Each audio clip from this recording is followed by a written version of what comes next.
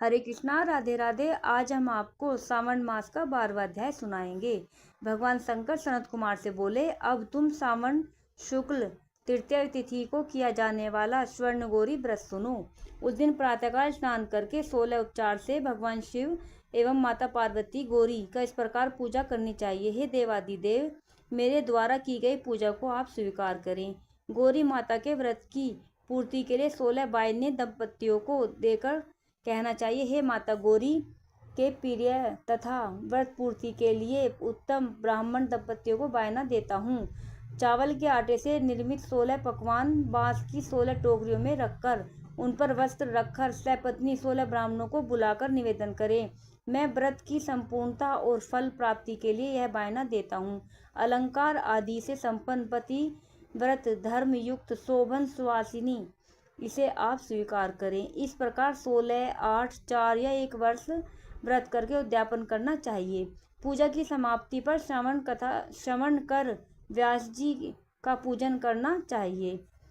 सनत कुमार भगवान शंकर से बोले कि हे प्रभु, इस प्रकार सबसे पहले किसने किया, इसका क्या महात्म्य है, उद्यापन की विधि क्या है, इसके जानने की मेरी तीव्र इच्छा है।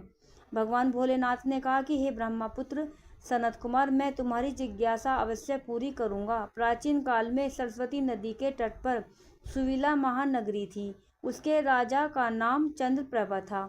उसके महादेवी और विशाला नाम की 2 रूप और लावण्य युक्त पत्नियां थी। राजा चंद्रप्रभा महादेवी रानी को अधिक प्यार करता था। राजा उस पर अपनी जान छिड़कता था। एक दिन राजा शिकार खेलने के लिए वन में गया।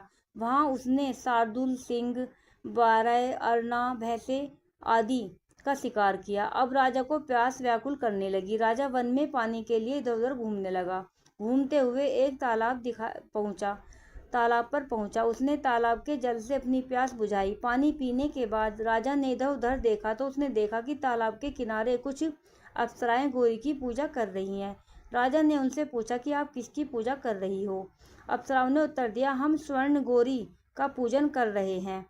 राजा ने फिर पूछा, देवियों, इस व्रत को करने की विधि, व्रत का क्या फल मिलता है, बताने की कृपा करें। अप्सराओं ने उत्तर दिया, सावन शुक्ल तृतीया के दिन यह व्रत किया जाता है। इस व्रत में भगवान शंकर और माता पार्वती का पूजन किया जाता है। इस व्रत में 16 धागों का डोरा पुरुष अपने दाएं हाथ में तथा स्त्री अपने बाएं हाथ में बांधती हैं। यही इस व्रत को करने की विधि है। इस व्रत को करने से भगवान शंकर की कृपा से सब मनोकामनाएं पूरी होती हैं। यही इस व्रत का फल है। यह सुनकर राजा चंद्रप्रभा ने भी सावन मास की शुक्ल पक्ष की तृतीया को अपनी दाई भुजा में 16 धागों वाला डोरा बांधकर व्रत किया। राजा ने कहा, हे माता गौरी, मैं इस डोरे को व्रत के लिए बांधता हूँ, मेरे ऊपर आप कृपा करना। इस प्रकार व्रत धारण कर राजा अपने महल में आ गया। रानी महादेवी ने राजा के दाएं हाथ में बंधे डोरे को देखा तो पूछा, यह क्या है। इस पर राजा ने व्रत के बारे में बता दिया। इस पर रानी क्रोध में भर गई और राजा के हाथ से बंधे डोरे को तोड़कर एक सूखे पेड़ पर फेंक दिया। राजा ने अपनी रानी से कहा, ऐसा कर तुमने अच्छा नहीं किया है, यह तुमने माता गौरी का अपमान किया है। इधर राजा की दूसरी रानी ने देखा कि सूखा पेड़ डोरे के प्रभाव से हरा भरा हो गया। छोटी रानी ने उस डोरे को अपनी बाईं भुजा में बांध लिया। ऐसा करने से छोटी रानी डोरे के प्रभाव से राजा की सर्वाधिक प्रिय हो गई। इधर बड़ी रानी व्रत का अपमान करने से राजा द्वारा त्याग देने के कारण दुखी होकर वन में चली गई। वन में वह महादेवी का ध्यान कर पवित्र मुनियों के आश्रमों में ठहरी, परंतु मुनियों ने उसे देखकर कहा, अरे पिशाचिनी, यहाँ से चली जा। राजा और मुनियों द्वारा तिरस्कृत रानी महादेवी घोर जंगल में घूमती हुई थककर एक जगह पर बैठ गई। वह गौरी का स्मरण कर पश्चाताप के आंसू बहाने लगी। रानी को दुखी देखकर देवी को उस पर दया आ गई और उसे दर्शन दिए। रानी ने देवी को दंडवत प्रणाम किया और उनकी स्तुति करने लगी।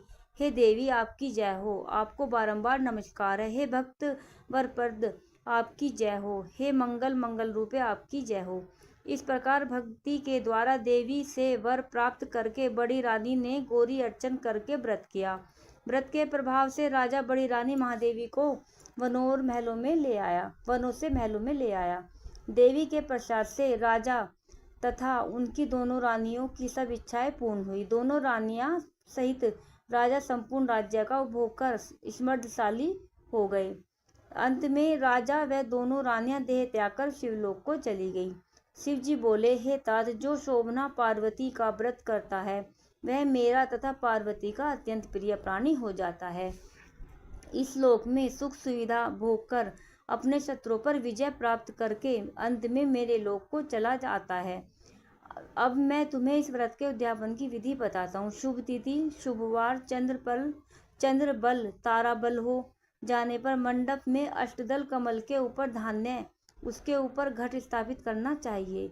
उस घट में 16 पल का बना तांबे का पूर्ण पात्र रखना चाहिए। इस पूर्ण पात्र में तिल भरकर उसके ऊपर पार्वती तथा भगवान शंकर की प्रतिमा रखनी चाहिए। इसके ऊपर 2 श्वेत कपड़े और श्वेत रंग का यज्ञोपवीत रखा जाता है। विधि पूर्वक वेद मंत्रों से पूजन कराकर रात में जागरण करना चाहिए। अगले दिन प्रातःकाल पूजन करके हवन करें। पहले ग्रह होम पर फिर आधान होम करना चाहिए। जो मिश्रित तिल को घी में मिलाकर 1000 या 100 प्रधान आहुतियाँ देनी चाहिए। इसके बाद वस्त्र, अलंकार, धेनु आदि से आचार्य की पूजा करनी चाहिए। 16 वायने निकालकर ब्राह्मणों को देना चाहिए और उन्हें भोजन कराना चाहिए तथा भोजन के उपरांत दक्षिणा भी देनी चाहिए। इसके बाद अपने मित्रों संबंधियों को भोजन कराना चाहिए तथा स्वयं भी भोजन करना चाहिए। राधे राधे। बोलो उमापति शंकर भगवान की जय।